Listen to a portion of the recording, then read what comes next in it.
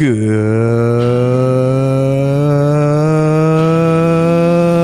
afternoon, everybody.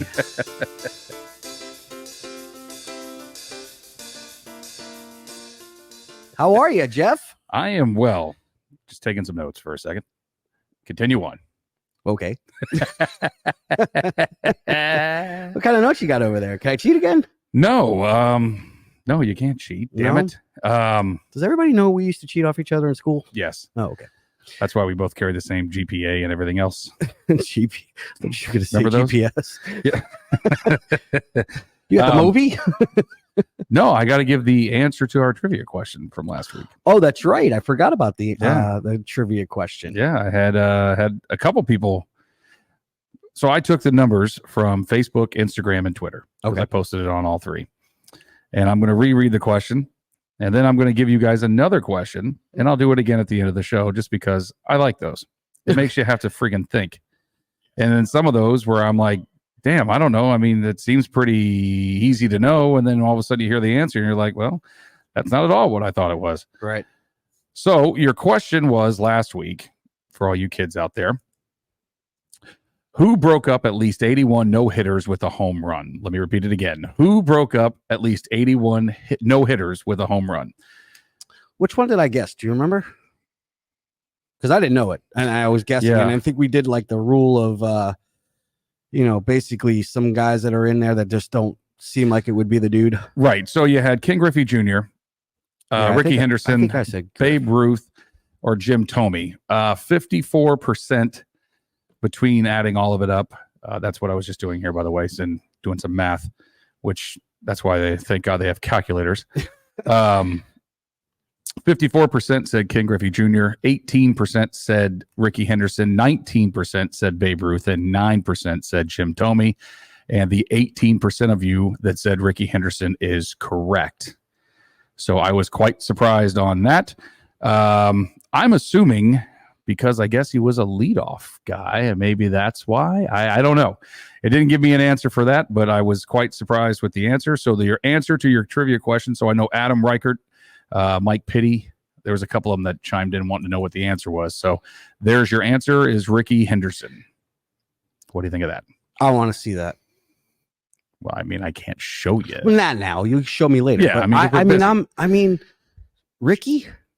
I started thinking about it after I saw the answer, and I'm like, it's got to be because he was a leadoff guy. It has to be, man. I like guess, he but didn't. he's not Did he a home really run hit hitter. 81 home runs? Like I don't. I mean, he was a I- power. He could hit power, but He could hit, but his.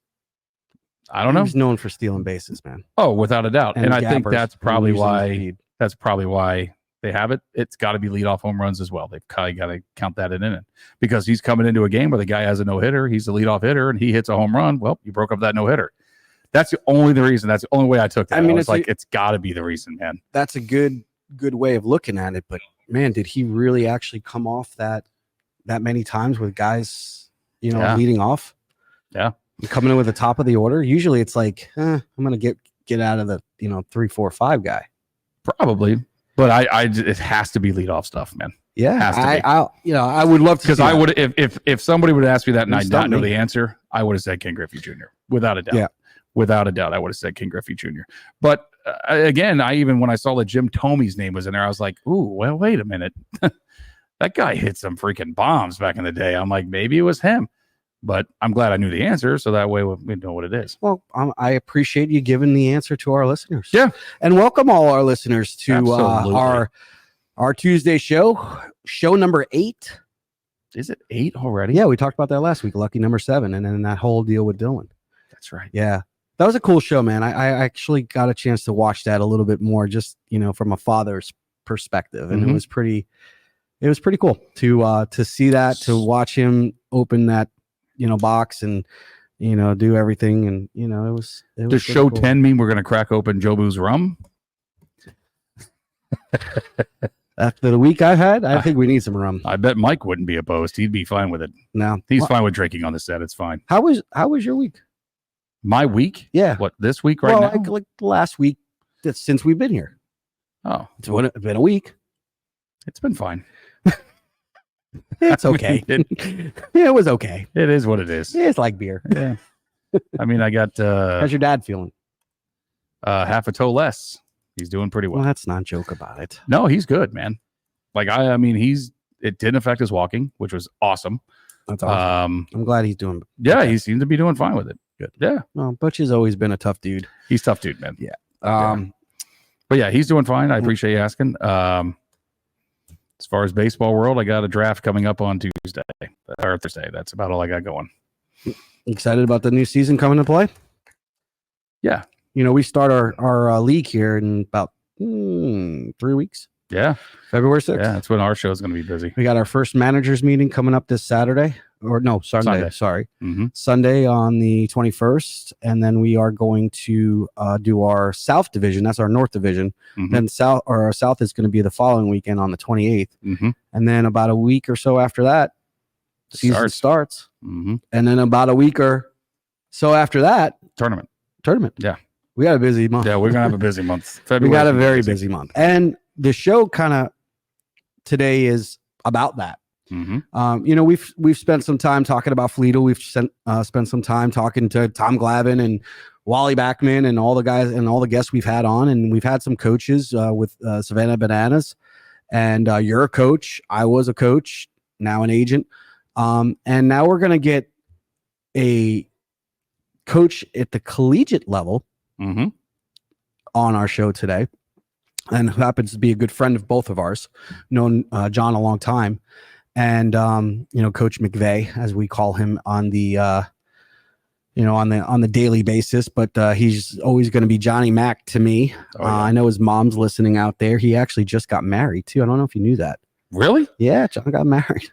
Yeah, huh? I was upset I couldn't go. He didn't see that. He didn't expect me to go. He did invite.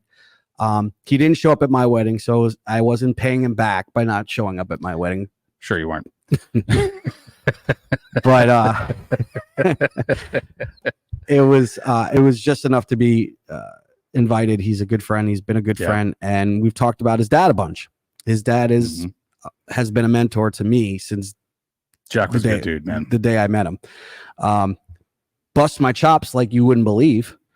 All the time. He was good at that. Yes, he was. But there isn't more of a caring man that I ever met when it comes to youth athletics, when it came to Little League baseball, when it came to just the game of baseball itself. Mm-hmm. And that's Jack McVoy. And that a lot of that instilled into Johnny.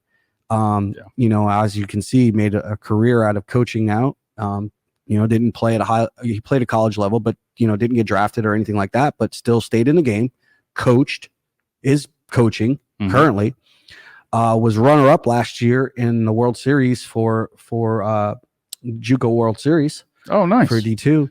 Okay. And, you know, so John's got a lot of experience. I'm excited to have him on, and we're going to make a special announcement with him because, again, a lot of what we're doing as a group and as an organization with Fleetle has been to benefit kids, young and getting to that age of 13, 14, 15, 16, 17, 18, when it really starts to become a commitment. Yeah. You know, look, I've always looked at the game as you get to a certain point where, and we talked about this a lot, when maybe the game is just not for you. And that's okay. Because you don't have to be a player at a high level to keep baseball a part of your life. Agreed. You could have it right here in your heart. You could be a huge fan. Many fans out there didn't play high level, right? So you could still love the sport. I didn't play a day one of football. Love the sport. Watch it all the time. Yep. Okay. Fantasy, whatever. You know, watched the game last night, which was brutal, by the way. Oof. Yeah. Jalen Hurts, he's hurting. Yeah, he got worked. But anyway, well, that's another topic for maybe a little bit later. But my thing is you get to a certain point where the game becomes a very, very strong commitment. And once you get to that commitment, that's when guys like John, teams like MLB teams, and so on and so forth start to really recognize that. Now, leading into that it's all supposed to be having fun, enjoying it, beneficial. But then there becomes a point where you have to take it seriously, and it's a commitment, and it's a job. Okay. What I've been trying to accomplish, and everybody has told me, oh, we got to start from the bottom, get up to the top. Well, yeah, I get that. But my biggest thing has been, I'm an agent. Yeah. I want to watch older baseball. Not only do I want to watch older baseball, but I want to help kids in that realm that are taking it seriously with, i.e., with the facility, and then get looks from college recruits and stuff like that. So that's been my mission from day one with everybody else. Yes, I wanted to make it more beneficial. Yes, Dylan's 12 years old. Yes, Dominic is 7 years old. Yes, Jackson is 10 years old. I want it to be beneficial for all of them as they grow. But again, some of those kids could be even my own, may not play when it gets to 13, 14, 15. Yeah. May not. It's a fact. It's a true fact. When you got to that field and the gaps got bigger and the fields got deeper and the pitching got faster and the curveballs became more sharper and changeups were in play, it's a different game. It's no more coach pitch. It's no more, he's throwing rainbows in there and, 40 miles an hour. It's baseball. And I'm not saying it's not baseball down that level. It's a different type of baseball. It's 100% different.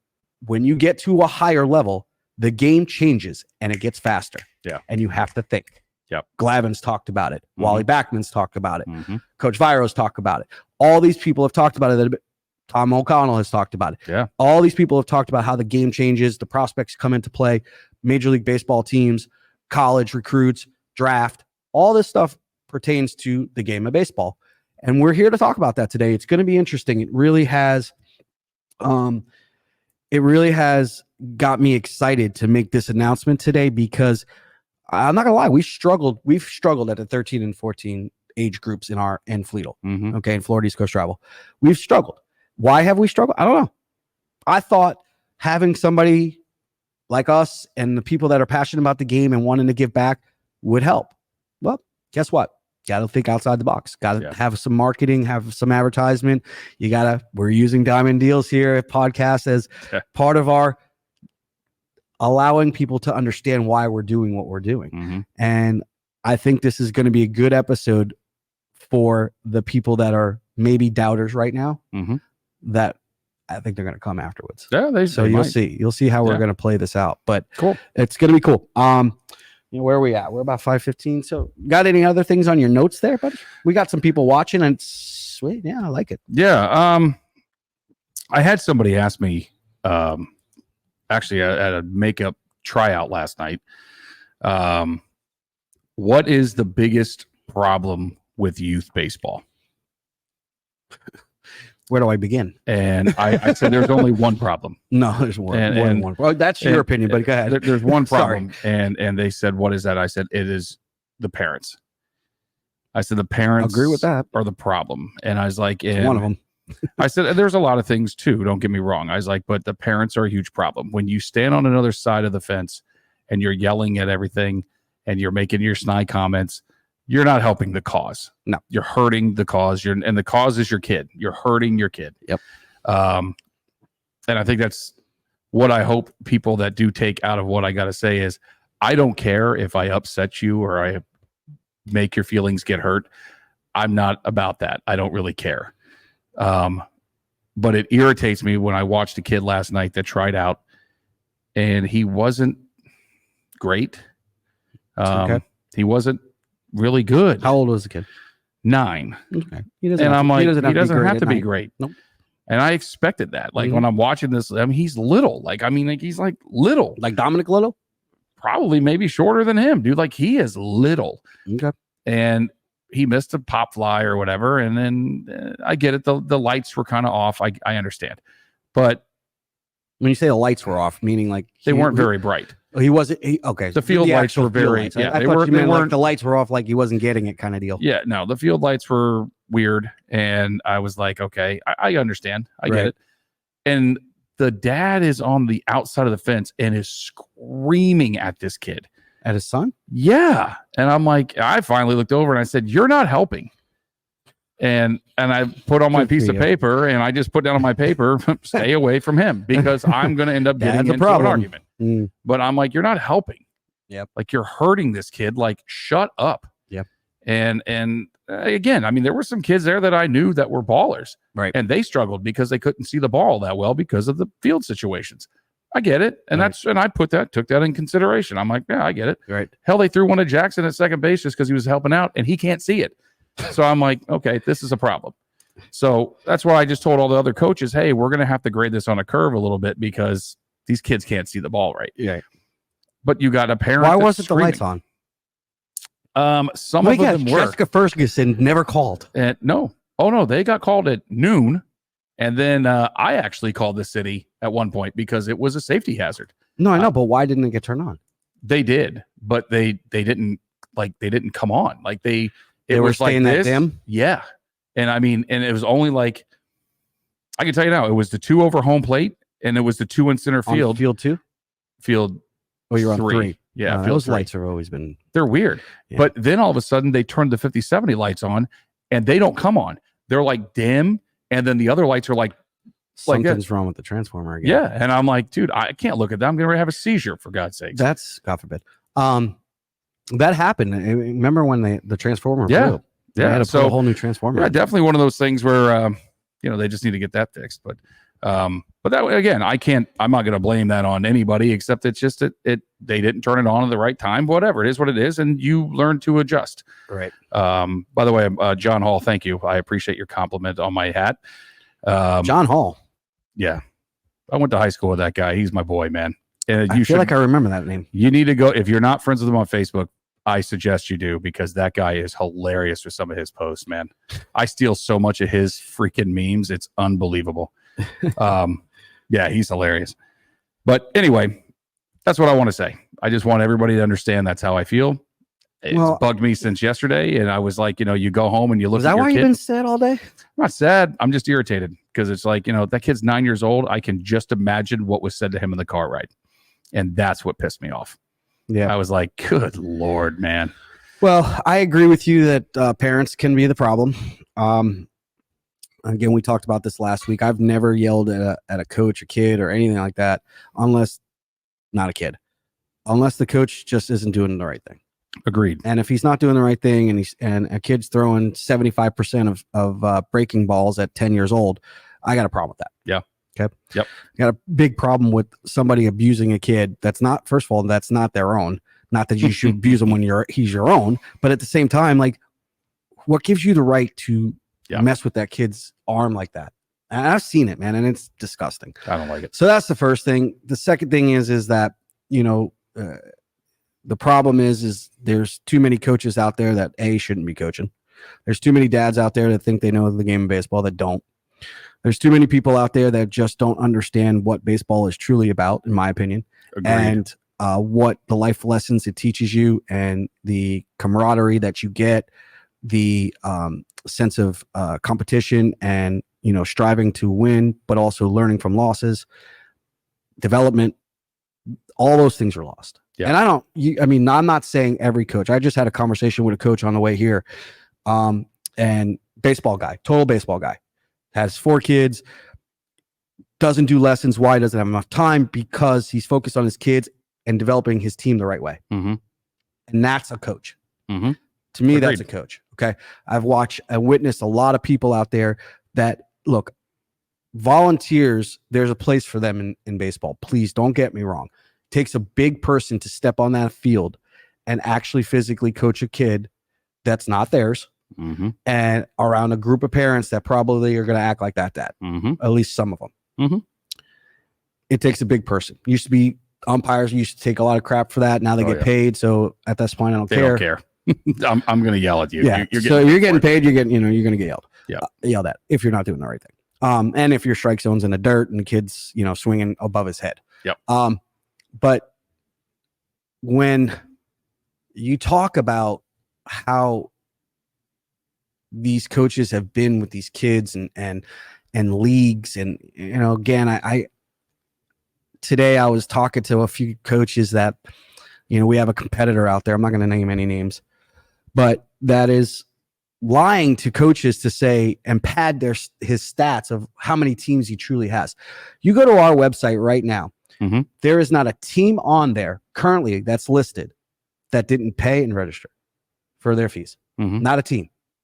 I'm not putting on the Coral Springs Clippers and saying that they paid and they didn't, and they're registered with our league and they didn't, and they didn't, and they didn't, and they didn't. I went through 4 divisions today. And the reason why I'm doing that is because I want to learn why these people are going in another direction so we can better ourselves. Yeah. Look, that's all part of marketing, advertisement, like I talked about earlier. I want to understand, what is it taking for you to go back that way and not come with us? And what do we have to do to gain your trust and gain the opportunity to see what we're about? It's almost like trial and error. 100%. Yeah. Okay. And there was a lot of coaches that said they were going to do that exact same thing during our fall season and yet have done it. They're scared to come over, or they're whatever to come over, or there's not enough teams to come over. Yeah. And then the biggest one that I hear is, well, there's not enough teams right by my house. Excuse me. Isn't it travel? Well, are you playing travel or rec? Yeah. Because in travel, you have to go travel. Yeah. I mean, hence the word travel. What does travel mean? Somebody look it up for the dictionary, put it on our Facebook right now as a comment. What does travel mean? Does it mean stay in my backyard and play? That doesn't, no. I mean, are you traveling to your backyard? No. You travel and go play teams. Yep. Experience different opportunities, experience different things. If I hear that one more time, I think I'm going to lose my shit. Yeah. Play rec. That's fine. Yeah. Play rec. But if you're looking to stay in your backyard, you're not a travel team. Agreed. You're a glorified travel team because you're calling yourself it. And I'll tell every coach that talks to me about it, just like that. You're not a travel team. Oh, well, why do you say that? Because we're not playing in your league? No, because you're staying in your backyard and you're playing. Because you're not traveling. Right. You're not traveling. Yeah. Call yourself a rec team. Yeah. No problem with that. I don't have a problem with that. Play rec. Play Little League. Said it from day 1, episode 1 to episode 8. Love Little League. Love what it did for me. Love what it did for you. Love the relationships I made. There's nothing wrong with Little League. Nothing. You don't have to be a travel team. Stay in your backyard and play the same freaking teams over and over and over and over again. Agreed. Stop. Yeah. With it. Stop abusing the game. Mm-hmm. Stop doing things that don't make sense. Be a coach, develop your kids, and go in another area and see a team that you haven't seen 50 freaking times already. Yeah. It's annoying. Oh, I don't disagree with you. And I'm fired up right now. All right. Okay. All right. Listen. Psycho. Oh. I'm going to get another co-host. Or maybe I'll just start my own show. No. Do we have our John in the green room? John is in the green room. You know what, Jeff? Why don't you take this one? No, you go ahead. No, do it. You know John. Come on. I do know John, but no, you go ahead. Why? You're the guy. No, you're the guy. No, you do it. Nope, you're the guy. You got the A on A becomes for B. Nope. You do it. You got the A on your shirt. You do it. Or your hat. You're the boss. All right. You're the gourmet around here, Ed. Go ahead. Vacation. I love it. Yes, all right. Sir. So since Jeff doesn't want to do it. Nope. I will do it. I wasn't invited to his wedding, so the hell with that guy. He's listening to us right out there. Listen, I consider this guy like a brother now. He's a good dude. He's been a good dude. I've known him a long time. I coached with him. Mm-hmm. And truthfully, his dad did a great thing. He brought John into my life as a friend, as a person that I trust, that knows the game, that understands the game, that coaches the game, that develops in the game. Is a college coach right now. He's going to help us with what we're doing and what we're getting ready to announce today. So, ladies and gentlemen, please, Jeff and I would love to welcome to the show for the first time ever our good friend, Mr. John McVoy of Southeastern College. Eddie's in the dugout. What's up, guys? Freaking dugout. He's giving me the whole enchilada today. We're up north, Phil. This is the basement, man. Oh, it's the basement. Well, it looks like a... Well, do me a favor. Turn your screen the other way, and then I would be able to tell it's a basement. Rotate that. I'm just a big dude, man. That's all. Yeah, well, rotate the screen. Can you rotate your phone? Real quick. What are you talking? Take the phone and turn it the other way instead of long ways. And then no. Are you having that much? There you go. That's it. That's what now I can see your basement. That a boy. All right. The last thing I need is a widescreen, man. Join the club. John, John, first off, thanks for joining us on the show. I really appreciate it. Jeff and I are excited to have you here. And, everything I said to bring you in, other than the fact that of the wide screen, is 100% true, man. I'm blessed to have met your dad and for him to have brought you into my life as a friend now. And, I admire everything you've been doing over the years. So tell us a little bit about what you do. We lost you on screen. Okay. Did he not like the compliments? I guess not. No, there he is. No, there he is. There you go. It's got to be that basement. Yep. Are you in the basement and having a bad connection? There we go. No, I got no sound. We lost your sound. All right, just keep it that way. He's getting mad. He's getting frustrated. We lost your sound, Coach. Somebody text him. Yeah, I think we lost him. Yeah. It's got to be his Wi. It's got to be his Wi-Fi signal. But anyway, yeah, we'll bring him back in a second. I'm sure he'll come right back. Wi-Fi bad. I will say you said you made a upstairs. comment earlier about Grab earbuds. things with how youth baseball goes, and you mentioned camaraderie. Yes. So again, after my last season, we had shirts made. I got to shout out Jamie Barbaro for that. Nice. So we had shirts made with the Good screen printer. the Braves logo, and it says unapologetically undefeated. Okay. So he gave them out to all the kids. Congratulations, whatever. Right. Saturday, they had the first evaluations. 7 of those 10 kids that were on that team last season all wore that shirt to the tryout just to piss everybody off. Really? Which is hilarious, I by the love way. it. That's awesome. Did you make them do it? No. They just wore it. They just wore did it it on their own. I love it. So he has a picture, which I texted him earlier, and I said, dude, you've got to see that picture so I can post it on Diamond Deals. Right. It's all 7 of them. One of them is walking out with like a bat like this, like kind of off to the side. Yeah. They're together, and they're just walking onto the field with these shirts on. And he said the funny thing is 3 out of those 7 kids were not friends with each other before the season started. Really? They are now. And That's he goes, awesome. so that's what he says. That's baseball.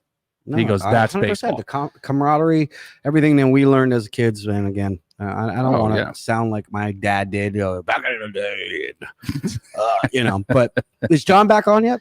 Is he? He is. He is. Let's bring him back in. Let's bring John back in. John, can you hear us? Coach McVoy. There he is. Let's see if we can hear him this time. Can I hear you? John, can you hear us? We want to see if we can hear you. He looks like he's high. Is he drunk on Paps? What is he doing? Paps Blue Ribbon? Bad internet. Okay. All right. Fair enough. John, get some better internet in Iowa. All right. So I'll give you guys a quick trivia question for next week. Okay, go ahead. What team ranks second in World Series wins? We all know who number 1 is. Right. Okay. What team ranks second? New York Mets, Chicago Cubs, Red Sox, Cardinals. Read it one more time. What team ranks second in World Series wins? The New York Mets, Chicago Cubs, Boston Red Sox, St. Louis Cardinals. I'm going to ask you to reread it one more time, but not right now. John just got back. He said he's Let's ready to do it. roll. Let's bring John back in if he is ready to roll. John, talk.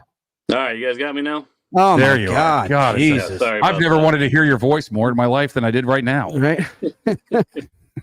Our listeners are waiting, John. Our listeners are waiting. Anyways, did you hear all the stuff that I said about you? If not, don't worry about it. No, I did. I just I also listened to your rant about travel and not travel, and I just don't want you to yell at me anymore. So I won't yell at you. I promise. okay, thank you. But do me a favor, John. Allow our listeners to understand what you've been doing over the years and how you've kind of got to this point, and just give us a little bit of a bio of you and what you've done and your accomplishments, and just kind of give our listeners, because we know who you are, so you got to let our listeners know who you are, so that way when you do come down here eventually again, if you ever do, and people see you out there, they'll know who you are. and what you do.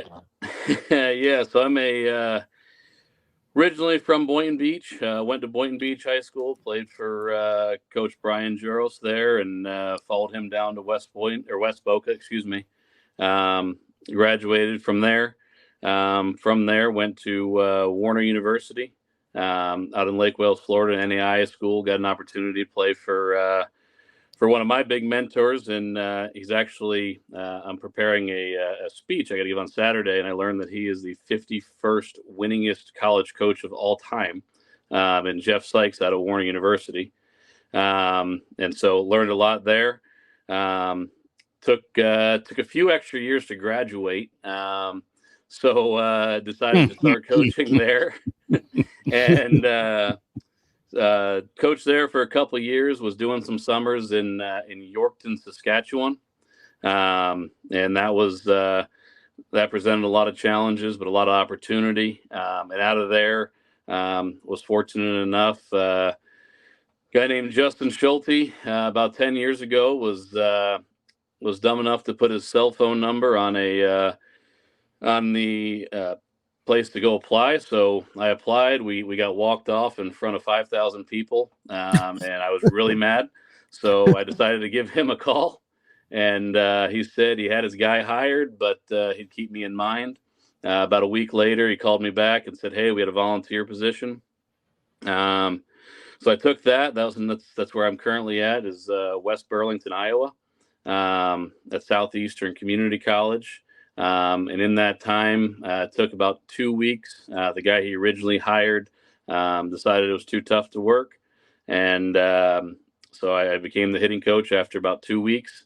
And the rest is kind of history. We've won, I think I've been a part of close to 380 of Coach Schulte's wins. If I believe he is 24 wins away from his 1,000th win this year. Wow. Yeah, he's going to be, Nice. I don't know the stat on this, but he's probably going to end up being one of the youngest coaches ever to 1,000 wins. And it's been a lot of fun to be a part of, and we're coming off of a season. We've been nationally ranked as high as third in the nation throughout the last 10 years. And last season culminated in a World Series runner-up finish. So on, I think it was June 2nd or June 3rd, we were one of two teams playing left in the nation, and you wake up that morning and it was kind of a special feeling. Came up a little bit short that day, but special finish nonetheless. So, just got done with practice about 25 minutes ago, and that's where we're at. Nice. Let me ask you a question. Did you learn from that loss? What did you learn from the loss of getting to that point, and then all of a sudden it just didn't go your way that day? Oh, man. So as a hitting coach, right, I'm never done learning, and it's going to sound funny, but I learned that day in particular on the coaching end of things, the importance of at-bats. The guy on the mound that we were seeing was about 95, 96, really, really high spin rate. Was just pounding the top of the strike zone. And we struck out 10 times in 5 innings, but we also had him at 110 pitches. And so we got rid of him, and it was 8-2 at that point, and we ended up losing 8-6. Wow. So got to it the was. bullpen. Yeah, but from a life perspective, man, you just, when we got to that point, obviously you don't want to lose and that kind of thing. But, last year for us was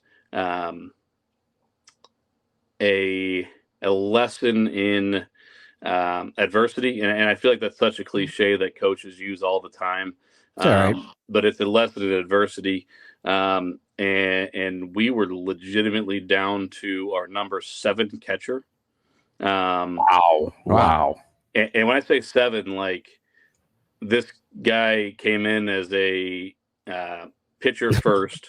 I was going to say, I think you told me this story. Yeah. Pitcher first, second baseman, kind of. I thought he'd hit. Our head coach thought he'd hit a little bit. And he ended up setting the school record for hits, didn't pitch an inning. And his last time catching was in high school. And so when our catcher went down, who was probably the legitimate best defensive catch I've ever seen, I got video on him of an in-game of a 1.81. Did you give me his number? I tried, but you won't listen. Every time I listen to you, these guys. You're right, John. You do know Phil. I was just going to say these guys bounce the Boris every time I listen to you. Right. The other kid stepped in, man, and all he did was, just let us last 20, 25 games or so, and straight into the World Series. He was our only guy back there. Wow. Our bullpen catcher was the guy that had Tommy John. That's where we were at. But here's a lesson for that, and I'm sure you'll agree with me. Your number's called. You got to do a job, right? Yep. Guy goes down. Whether you've caught forever or you're just got to throw the pads on for the first day, somebody's got to do a job. Yeah, you can't play with no catcher, so you got to do what you got to do. And again, that's the life, in my opinion. That's the lesson right there. Is call upon a guy that you maybe not used to it, but he's going to have to help his team win throughout the rest of the season, and then get to a World Series and come in runner up. That's pretty damn impressive. Yeah, and that kid followed it up with a really early commitment to the University of Iowa, and he's going there as a catcher. So yeah. Of course, it worked out pretty well, right? He and they're I know for the Florida folks, they probably have no idea what that means, but Iowa just ranked number 20 in the nation. And the number one's up to 104 now, so that's pretty fast. Do you come down here at all? Do you guys travel down this way or no for games? We've traveled to Florida once. It's probably it's a little out of the way. We kind of typically, when we go south, here in about a month. We go south. We kind of hang out in Mississippi, Louisiana. It's one of the. It's funny. Mississippi is one of the unsung hotbeds for baseball. Their junior college system. We all know what Mississippi looks like from an economic standpoint, but you drive on a junior college field, you look like you're playing at Vanderbilt. I'm talking about stadiums. Wow. It's nuts. What do you when you get underneath a coach like Schultze and kind of get that mentorship for him, what does that mean for a guy coming in coaching? And not that you didn't have experience before that, but where do you see the benefit of getting a coach like that who's now up to almost his 1,000th win and doing everything that he's done in his career? How have you benefited from that? First and foremost, man, is work ethic. One of the things that as an assistant coach is you're supposed to beat the boss to the field, and you're supposed to be the last one to leave. That's right. That's kind of number one. And for 10 years, I'll be honest with you, I've failed at that because it's impossible. My man is out there doing whatever to the field at 7:00 in the morning on a Saturday morning for a doubleheader that starts at noon. Just edging the field that day. Just dedication. Yeah, it's even at the collegiate league level. Look, most stadiums will probably say we have guys that do the JUCO doesn't really happen that way. You're kind of responsible for doing your own thing, but to say that he's out there 7:00 in the morning without the players out there is pretty damn special. Yeah, and it's something that I almost had to grow to accept about 3 or 4 years ago. Like, hey, I'm still going to get there like 8, but like he's going to beat me, and that's okay.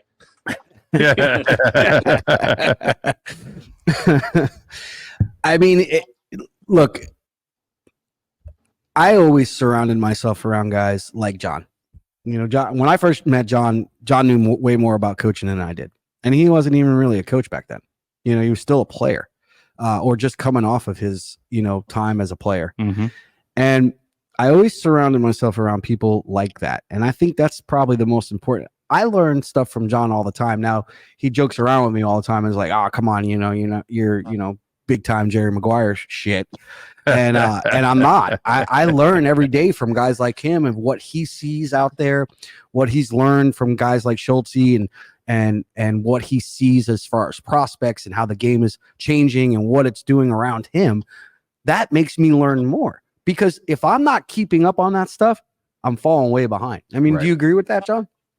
Yeah, I mean, this game, it's ever evolving, and even, obviously my focus is on the offensive side of things. This is a small example, but when I started this thing 10 years ago, I had a young man named Jay Feliciano that led the nation in home runs and RBIs that year.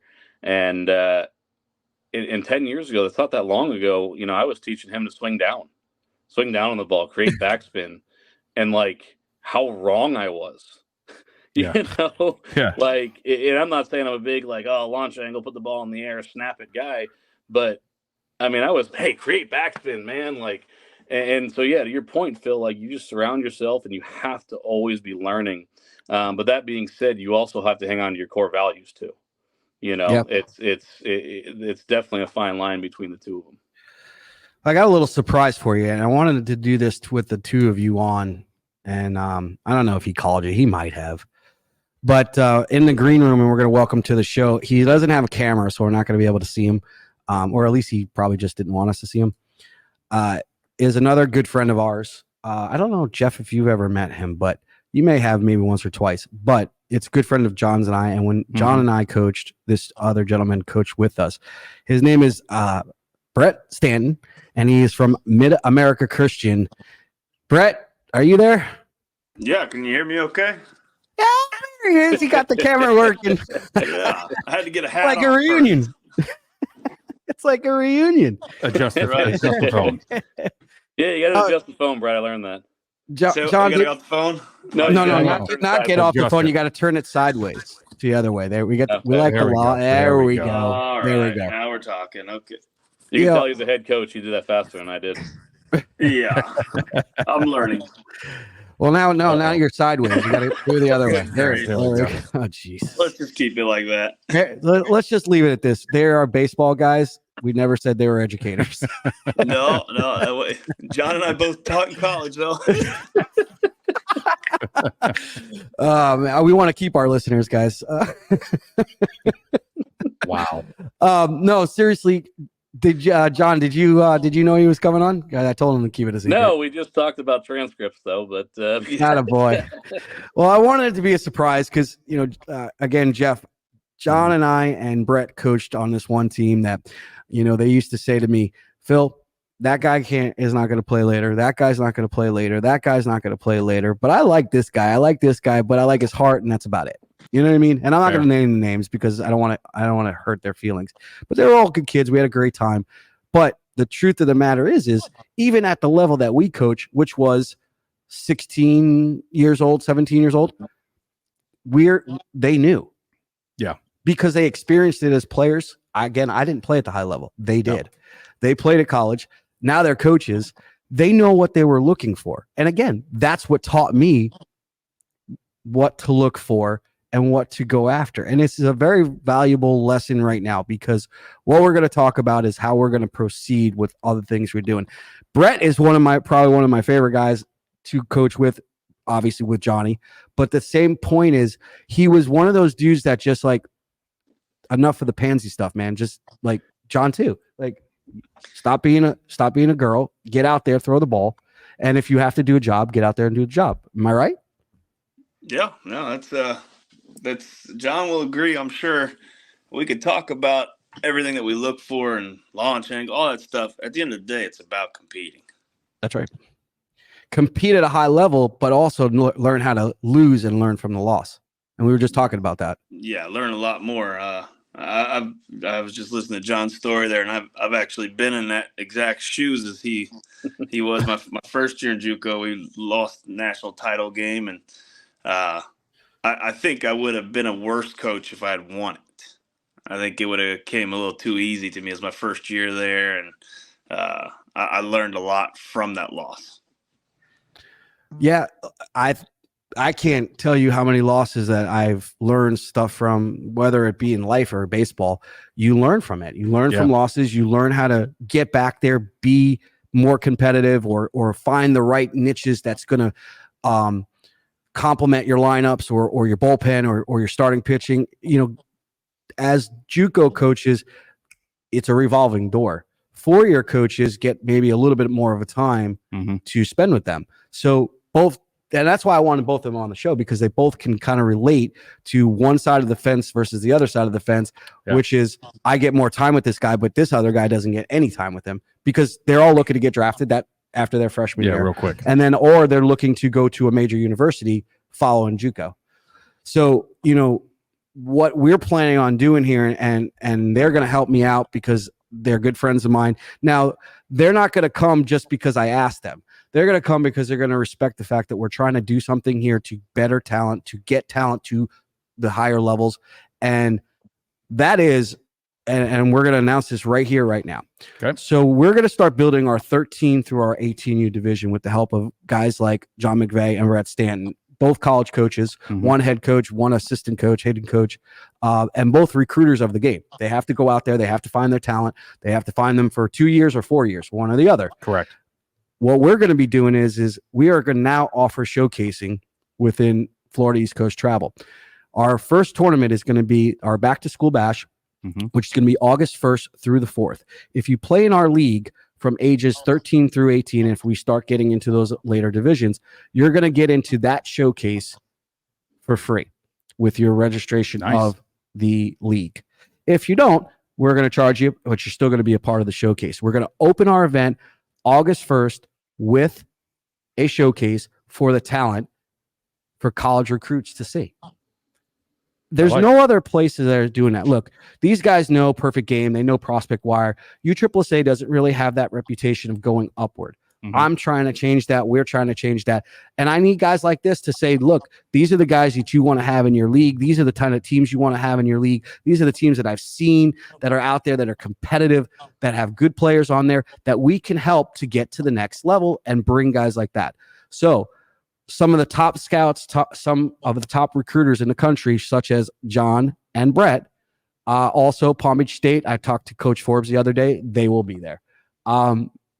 I'm predicting about 100 to maybe 150 recruiters. I'm hopeful. Now, I'm not saying that's going to be exactly the number, but I promise you we're going to have a lot because of guys like these guys coming and coaches.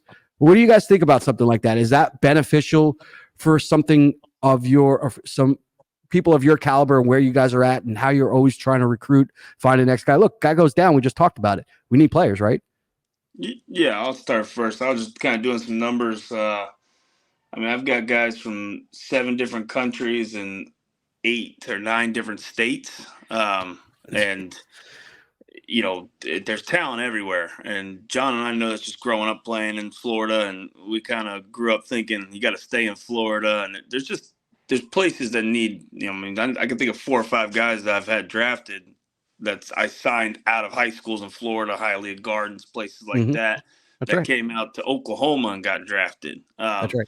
And so there's tons of places for guys to play. And so it's to give a venue to where you can showcase your abilities in front of multiple different angles or views from around the country is, it's very worth it.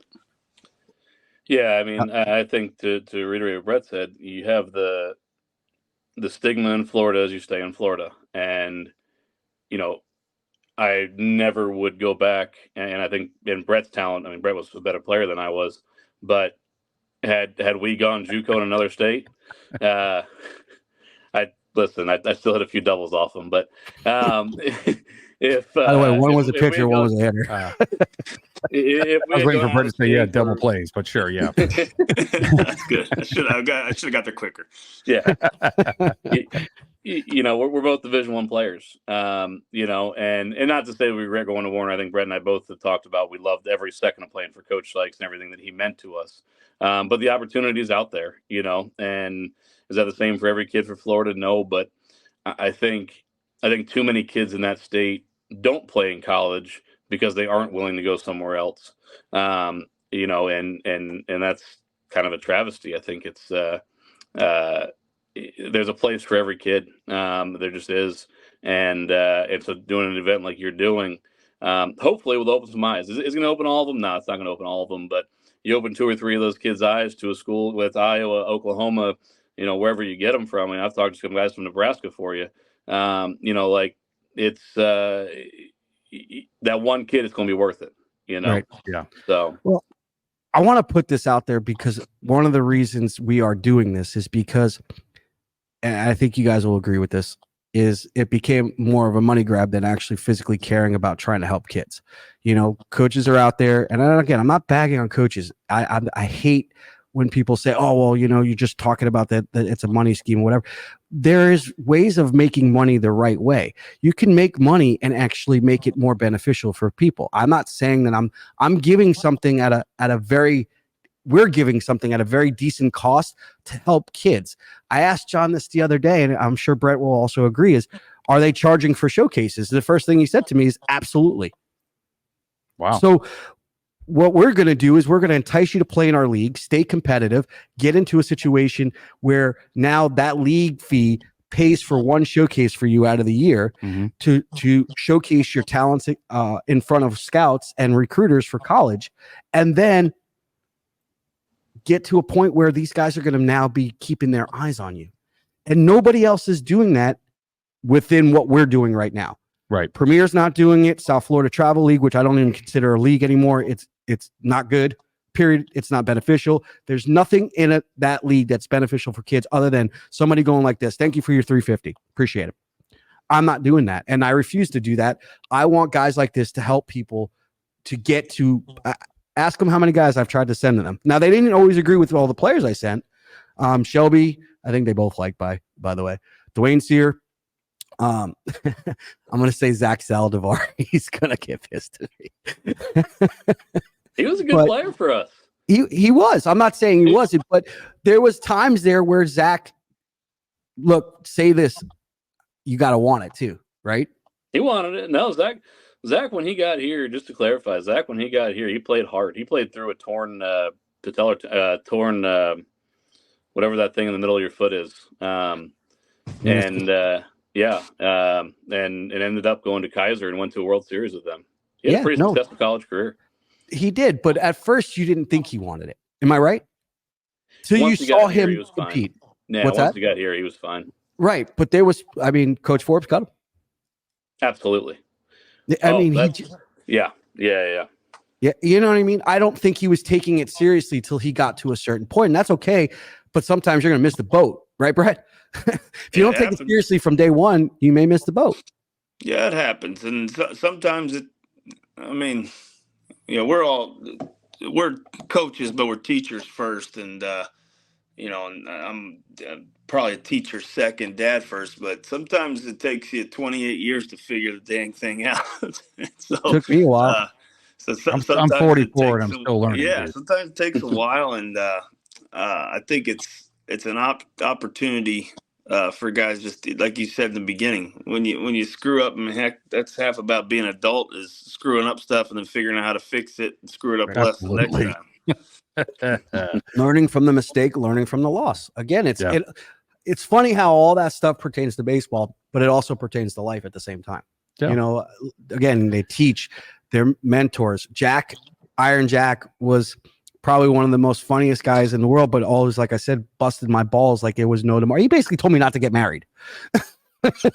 And I was there. Now here his son's married, Brett's married, got a kid, but Jack would do that to you. He would bust your balls, but there wasn't a person out there that didn't care as much as he did. Like, he cared about what he was doing, and that instilled in other people and instilled in me. I watched Jack care about so many kids at one time for so many years. That's why we're doing what we're doing for his dad and for the people over at East Point, because of how hell I coach there, bro. Now he does. He's coaching there right now, John. We all coach there. Actually, yeah, I'm we not did. Even from there. Well, I played there too, so we kept this thing going. This is a 4-way. That's okay. We're gonna get that's fine. Yeah. All right. Delete that. That kind of show, Jeff. What's that? Didn't know it was that kind of show. Well, it's after 5. So, guys, tell us what you would be looking for when we do something like this. And I'm gonna pull up the logo and officially launch the logo right now. If Mike can get our producer kind of get on the same page as us real quick and get this logo up. Well, actually, I have one thing before you throw that logo up. Is Warner College, is that the one that's up by Lakeland? Lake Wales. Yeah, just south of Lakeland. That's the other thing, too. I think kids, they don't understand, by the way. They all think that everything that you have to do to try to get into a college has to be some big name ass college. Like if you don't make it to Florida State, Miami, whatever, then your career is trash. And that's why I was so glad that you two both kind of emphasized on the fact that you've went to World Series and you've played at a high level and you've done that. That's something that kids need to understand, because I can tell you now, with the 11, 12-year-old kids that you see, if they don't go to a big name school, then they think their whole thing's over. 100%. And that's a huge point. Yeah. Answer, how many guys have been drafted out of your schools or eventually got drafted afterwards? Well, I think we're doing this number the other day. I think in the excuse me, I think I've had I think it's 26 guys in pro ball. Wow. 26. Yeah, how many years you coaching? How many of those did I mean, this is my, God, I think I'm 9 going on, 11 or 12 years, John? We're about the same. I'm 1 year ahead of you, right? Yeah, I think you're at 11. I'm on 10. You're 10. You're 11. Yeah. And what about you, John? How many guys gone pro, or at least gotten drafted and made it to the minor leagues? I think right now it's about 15 or so. Come closer to your phone. Right now it's about 15 or so. We had, and most recently we have back-to-back 9th rounders out of their 4-year school, one out of Dallas Baptist and one out of Oregon State. And then actually right now we also have a shortstop in AAA that's practiced with us today. So he's been practicing with us all January. So it's been fun to have him out there. Nice. All right. So now tell us when you guys come out and we have the back to school jam and future prospects showcase all in one logo that we are just now launching. Like I said, this is going to take place August 1st through the 4th.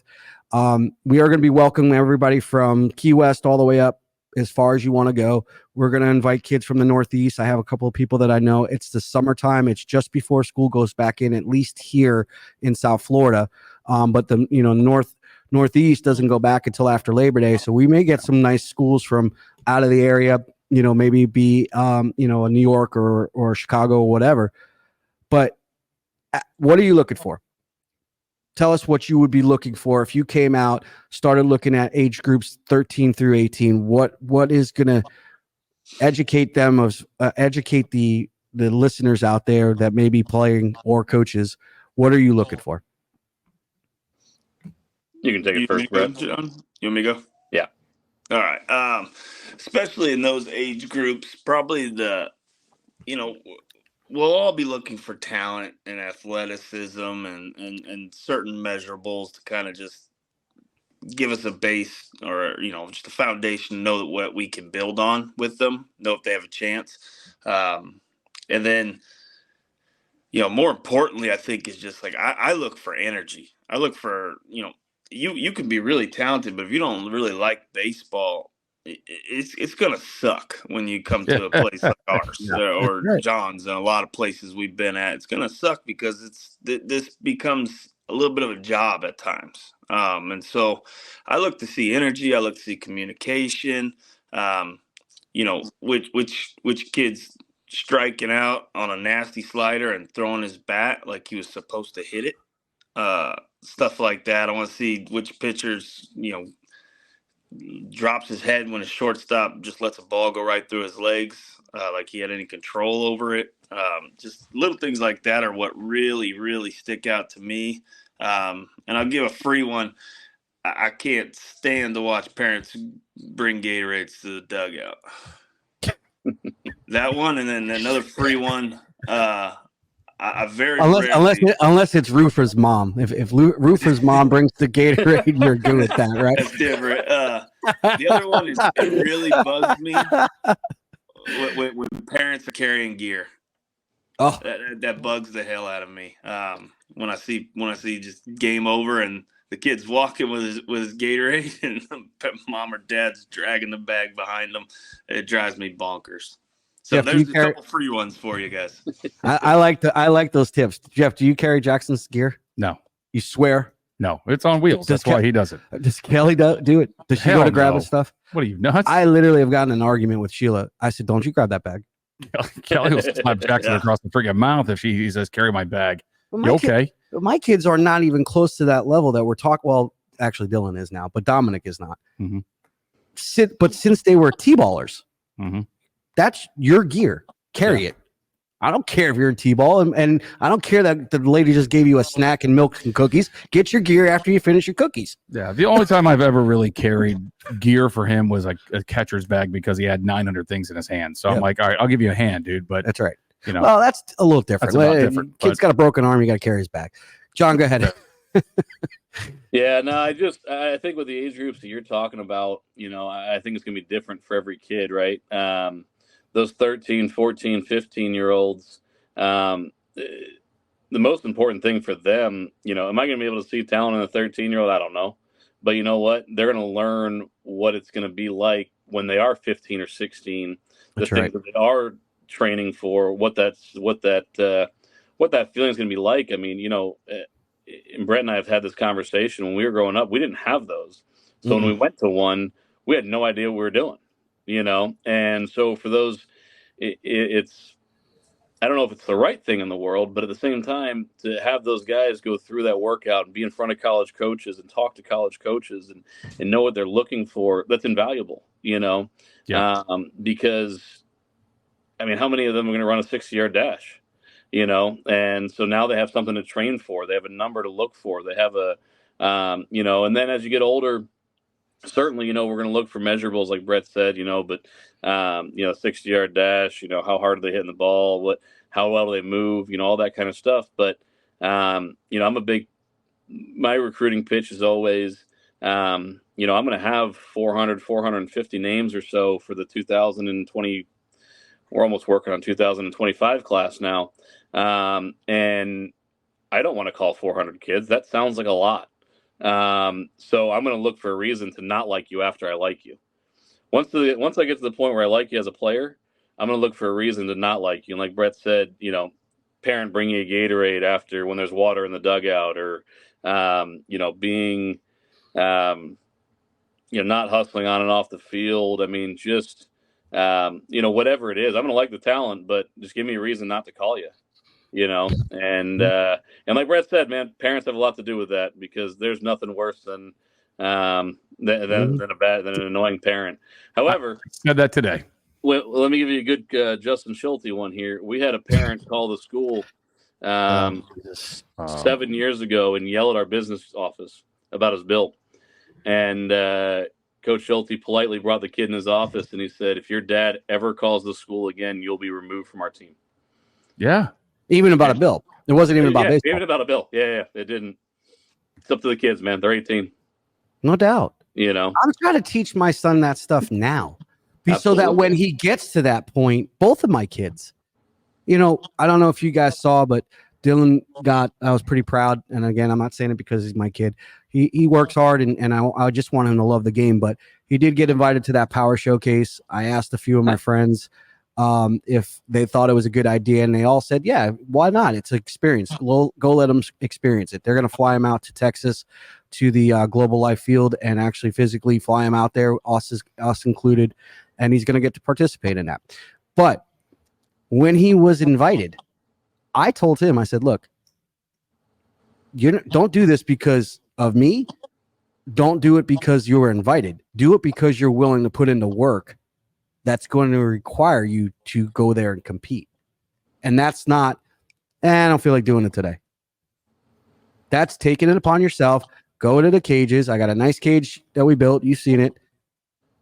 I'm not saying every day. I'm not saying 7 days a week, but you got to put in the work. And put in the work the way you expect to perform. And if you expect to perform well, you can't just show and go. So I'm trying to teach these kids this now. And if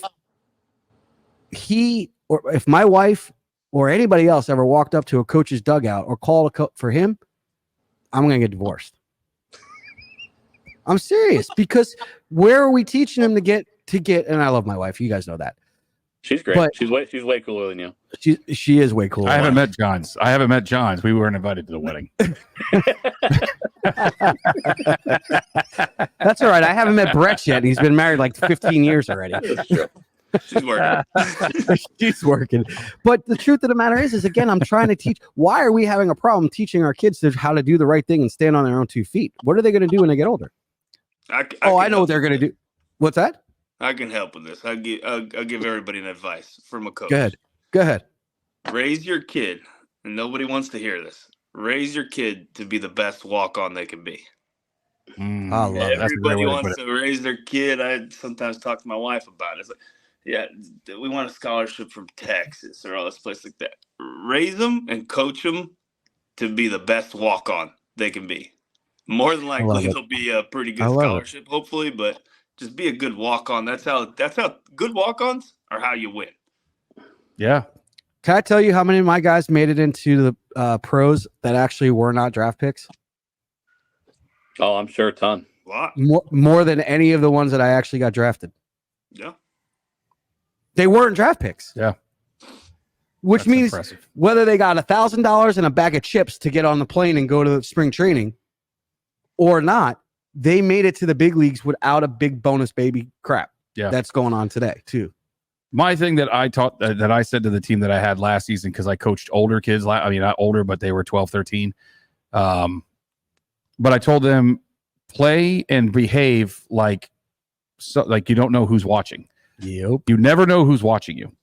I know we lost Johnny. You lost. But that was my motto to them. Play and do and behave because you like a grown up, because you never know who's watching you. It could be your parents. It could be the president of the league. It could be your grandmother, or it could be somebody from a freaking high school, because in Florida, you can pick where you want to go. It could be a high school coach that says, hey, I wouldn't mind grabbing that kid, whatever. They weren't at high school level, don't get me wrong, but you get what I'm saying.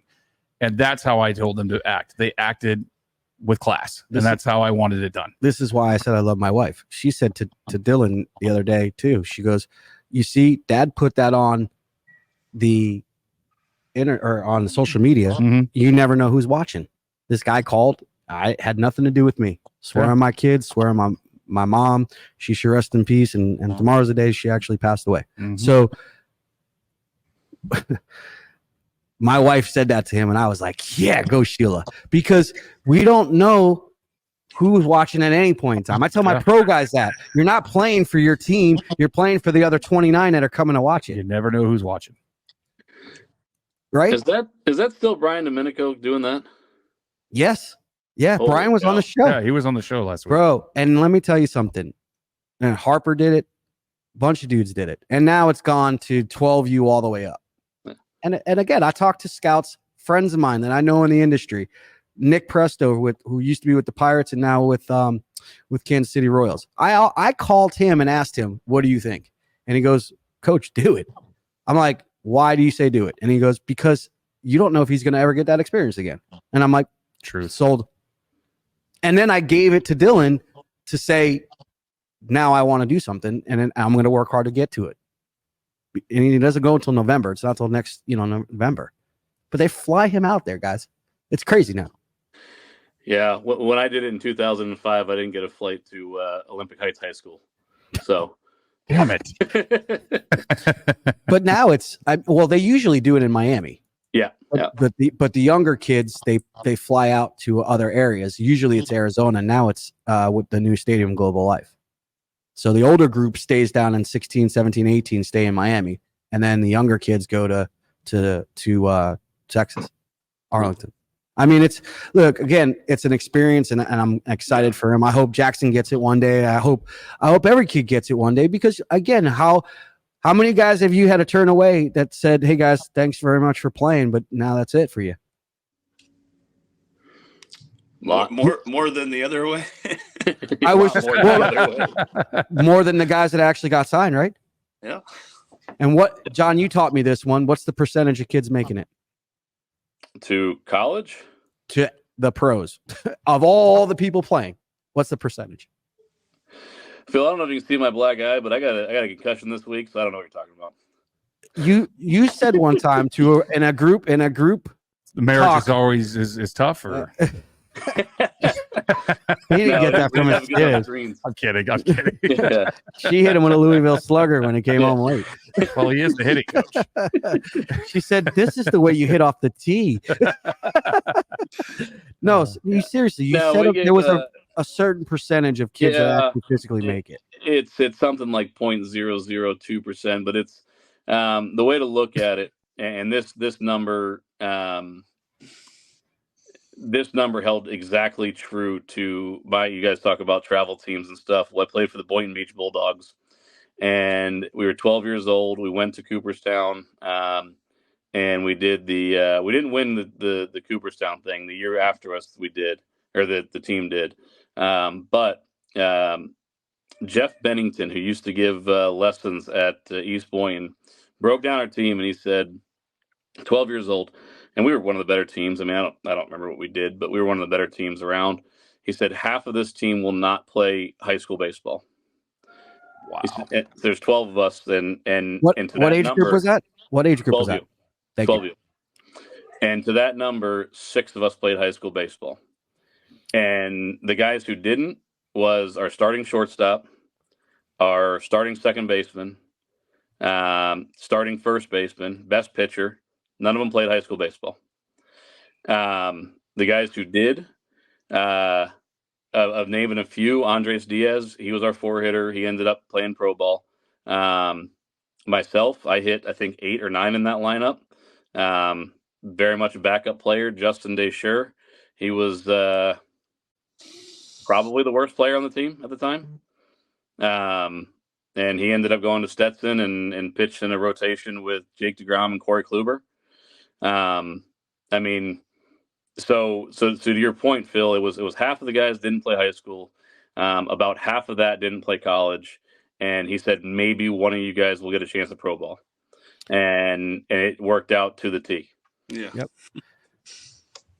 John, do you remember how many guys your dad used to say that would actually physically make it to field one? I don't remember that talk, no, but I'm sure. I mean, I remember from our times. I mean, it was probably half of the 12U team played the field one. I was gonna say it's your dad. I remember. I'll never forget this. 0.25% of the people that registered for that, little league majors, whatever at that time, to get to field one at 60-90, 0.25% of the kids through spring and fall. Yeah. Wow. Big jump. Not like, I'm not saying go there and, hey, I'm here. I'm saying go there and play. Mm-hmm. There was I think it was 1% that actually physically went. You know what I mean? Yeah. So, and how many kids, how many years did he do that for? So people don't get it. When you're playing the game, it gets faster, right, guys? I mean, it gets real fast, real quick. You got to make decisions. I mean, Glavin was talking about the, how fast the game was for him when he played. And I know John's a Met fan, so he doesn't like Glavin much, but Glavin pitched for the Mets.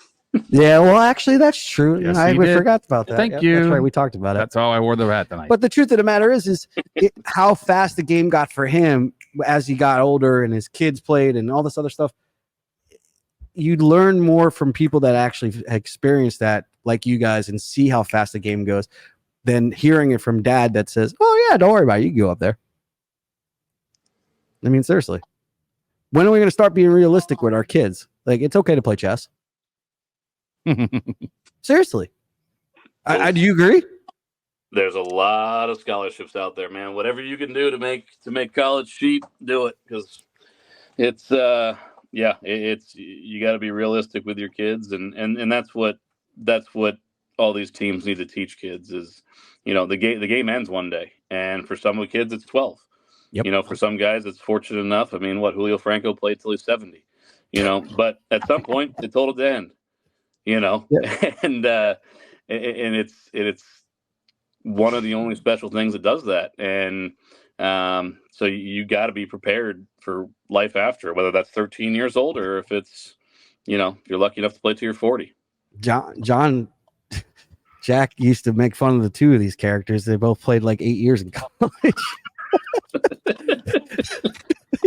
He said John's on the 8-year plan. I'm like, I didn't realize there was an 8-year plan. Yeah, we should have opened up our law firm by now. Yeah. Hey, to be fair though, and this is the different world that we're in right now. One of the players that I sent Brett last year is how old's Carlos? 20, 26, 27? Just turned 27, I think. 26, so we experienced it too. But to be fair, I saw him first when he was 18. That's when I first saw him. Hey, Dulo told me to say, hey, what's up to you guys, and a few of the other guys that still keep in contact with me. Nice. So I promised I would do that. And I think Mom's still watching. Sharon's still watching, John. So I told Mom about it. She was going to tune in. Yeah, well, Mom called me. That's why I got disconnected a minute ago. So I'm sure she's struggling figuring it out. Oh, tell her she can. I was just going to say, tell her to watch it on replay on Spotify. Not easy. You got any more questions, bud? I'm good, man. Well, guys, so can you say right now for us that you will be there August 1st, or at least have some of your staff there on August 1st as we have our first showcase, and stick around probably for at least one round of games on Friday? Yeah, I mean, I think it's a good thing. Yeah, I mean, anything for that area, man, anything for the league, anything for, when I say the league, I mean East Boyne Fields. But no, anything for that area, man. It's one of those things where, Phil, I really appreciate what you're doing. And Jeff, both you guys, just really appreciate what you guys are doing because, there's so much history there, and yeah, my dad had a lot to do with it, but even just the history of players out of that area, it's from the Devin Travises to the Josh Bells to the, I can go back in time and so many players have played out there. And don't forget the statue, man. That's true. I'm definitely keeping the statue. What about Michael Kelly? He's still playing. Michael Kelly. I mean, all these guys. And Michael's making a career out of AAA, man. It's a beautiful thing. But I love him. He's still playing. He's I hope Michael doesn't get mad at me if he sees this, but he is on my resume as a first round draft pick that I gave lessons to. Now, granted, they were hitting lessons, but nobody needs to know that. So, sorry. You gotta give Brett credit for that one too. But it's funny we were talking about the other day is Jake Eater. Yeah. I just saw him. He just did the Tristan McKenzie I remember thing. giving him lessons when he was like 12, 13. He was 5'1". Yeah. And he shot up. Yeah. No. A lefty. I'm like, good grief. Lefty donkey playing. Now he got traded to the White Sox. Yeah. I just saw him the other day. Guys, we got to end the show, but I really appreciate your commitment. I really appreciate you guys and John and for what you're saying. And I know, Brett, you and I have talked few times about what I'm trying to accomplish out here and what I want to do. And that's bring a good level of baseball back and stop with the daddy ball crap and stop with the, the expectations of we get a reward for not winning and we get rings for not winning and we get runner up stuff. I mean, I want to bring good competitive baseball back. No sense of entitlement. Go out there, earn what you get, win, learn from the losses, and strive to be somebody later on in life that mom's not calling or dad's calling for the bill at the college.